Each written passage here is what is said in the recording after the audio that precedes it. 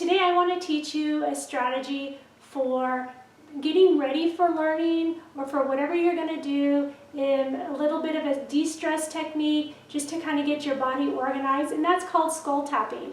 And if you're a parent or a teacher, this is one of the children's favorite things to do.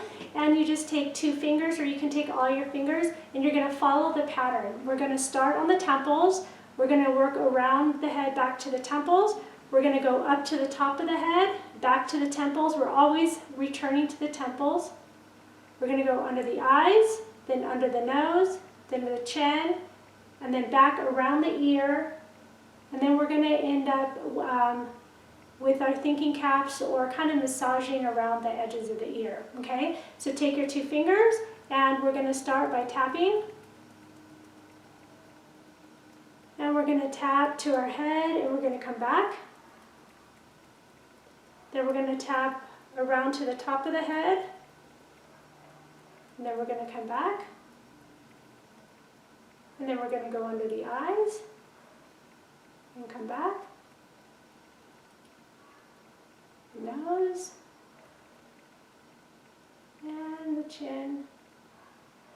And now we're going to go around the ear, come back, and then we're going to start with the top, and we're going to unwrap nice and slowly, kind of massaging the edge around our ear.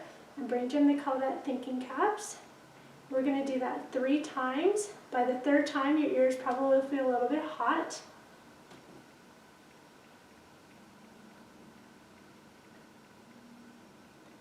And one more time.